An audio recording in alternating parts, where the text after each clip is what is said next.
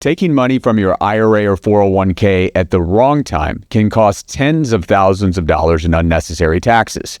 Most people assume there's one perfect age to start withdrawals, but there isn't. The timing affects your tax bill, your retirement income, and how long your money will last.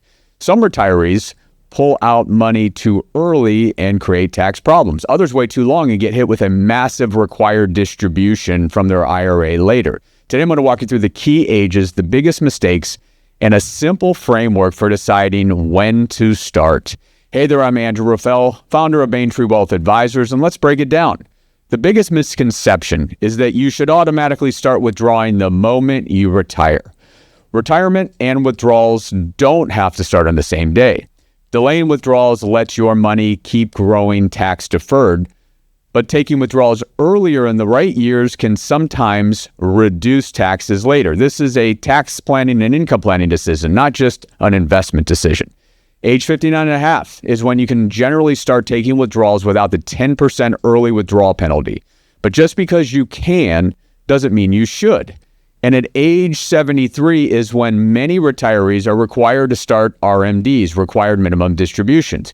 If you were born in 1960 or later, that age moves to 75. And here's why that matters. Say you have $1 million IRA at 65 and never touch it. Growing at an assumed average rate of 7%, that account could be worth roughly $1.7 million by 73. And your first required withdrawal alone could be close to $65,000 of taxable income in a single year, on top of Social Security and anything else that you're drawing from or have investment income from.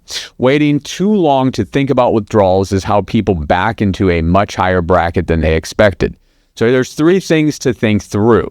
One, your tax situation. If you retire before Social Security starts or before RMDs begin, you may sit in a lower tax bracket for a few years. Say you're in the 12% bracket in those gap years versus a 24% bracket once RMDs and Social Securities are both layered in.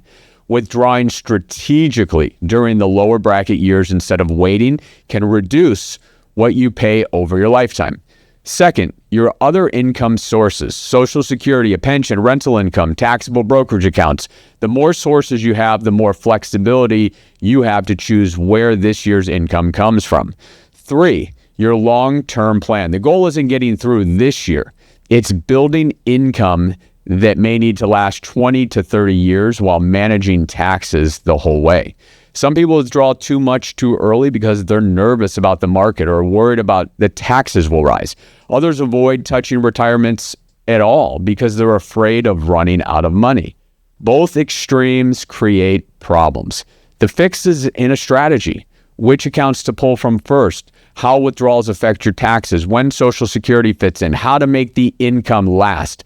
For most retirees, the best withdrawal strategy isn't taking money as early as possible or delaying as long as possible. It's simply coordinating withdrawals with your taxes, Social Security, and actually having a long-term income plan.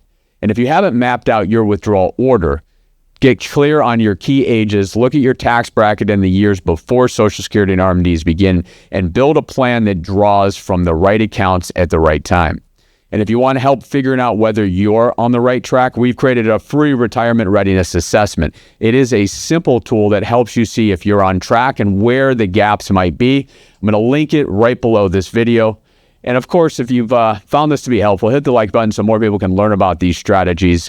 Make sure to subscribe for more retirement tips, and we'll see you in the next video. Thanks for watching. Happy planning, everyone.